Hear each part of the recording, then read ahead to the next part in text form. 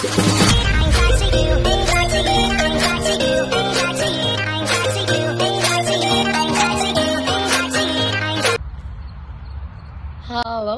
good evening.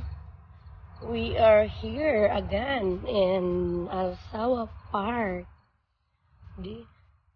Maglakad tayo ulit dahil day off ni Inday. Ang ganda ng ano nila, ilaw. Parang sa palasyo lang. Ha? Sabay ganun. Palasyo talaga. Palasyo. Piling prinsesa. Piling prinsesa. Inday. Okay. See? The view? Ang ganda, diba? For today topic is samahan niyo ako maglakad, guys. Maglalakad rin lang tayo. Then magkwentuhan na tayo about buhay-buhay. About move on. Mag-move on, guys. Hindi mag-move off. Baka ma-stroke.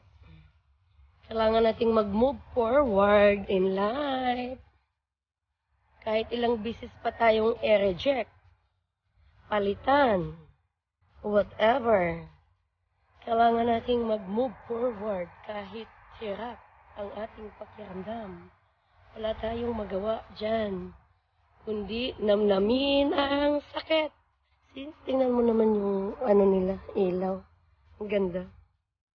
Masyakit ang maiwan at ma-reject, di ba guys?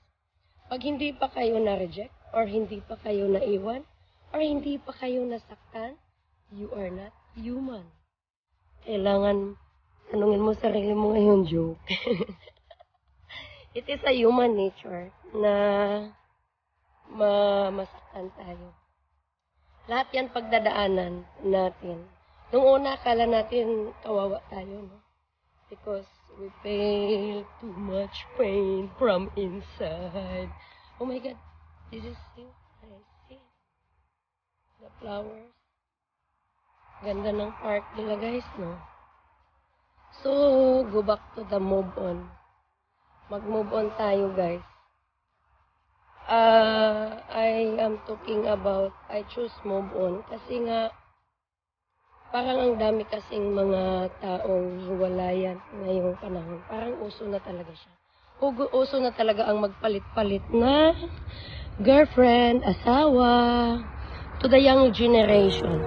Kasi sa mga kaedad, expert na rin mga yan. Ilang beses na rin yan iniwan. This video is for young generation. Para alam nyo yung mga gagawin nyo. Nandyan lang yung sakit. Walang solusyon yan.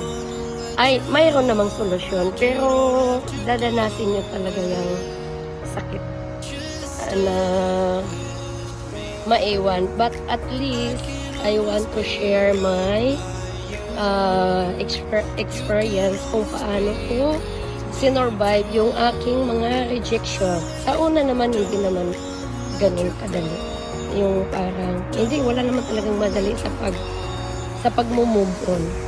Kailangan nating tanggapin na masakit at kailangan nating namnamin ang sakit hanggang sa mawala siya. Ganon. Kasi nga, pag hindi kayo nasasaktan, din magulat kayo. Baka hindi kayo tao, ha? Ganon yun. So, matuwa kayo na nasaktan kayo, na nakaramdam kayo ng sakit. Kasi we become stronger for our pain. We need to go through pain para magiging, alam mo yung mag-grow. We need it, really. Para mag-grow tayo as a person. Kasi, kaya nga, it is a human nature. Parang naiintindihan ko na siya. Bakit kailangan nating ma-reject? Kailangan natin minsan iwanan tayo ng mga taong mahal natin. Kasi that is the purpose of the pain. Kailangan, alam mo yung lahat, alam mo yung imumold ka muna. Di ba pag nasanay ka ng iwan, nasanay ka ng yung di ba lahat ng first time, alam natin yun na lahat ng first time masakit na. Di ba? Sinong hindi nakakaalam mo? Tapos, Ganon yun. So, we need to embrace. First, we need to acknowledge the pain. Kailangan nating tanggapin na masakit yan. Kailangan nating madamdamin yung sakit. Kailangan nating we need to sit to our pain kung bakit ka nasasaktan, bakit nandyan siya, bakit anong rason, bakit if there is any solution with it, then you need to do the solution. Kung ano yung sa tingin mo tama. Everything is for the best. Wag kayong mag-alala.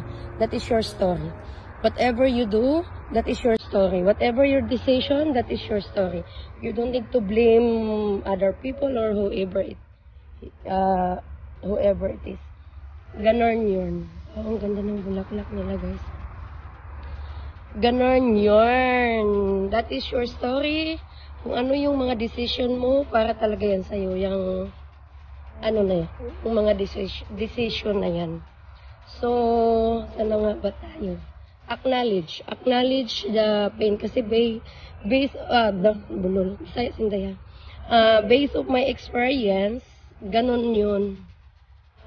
Parang ina-acknowledge ko siya para mas mapabilis yung pag-overcome ko ng yung sakit na nararamdaman ko kasi masakit naman talaga, di ba? Sakit pag maiwan, lalo na pag love mo yung tao, tapos whatever the story, no need na I have my long story. So we're just talk about move on. Kailangan mong i-acknowledge and kailangan mong i-embrace yung sitwasyon na ganito na ang sitwasyon ngayon. Acceptance na wala na kayo.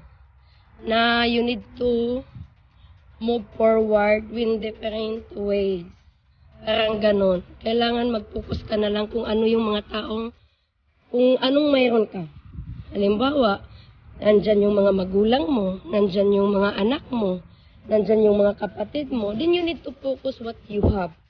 Para madali lang, kasi minsan pag iniwan tayo, parang everything is, parang nawalan tayo ng iwan, parang nawalan tayo lahat, na life is not okay, parang nalugmok, parang yung iba nga hindi na nakakain ng maayos, pumapayat na, ha?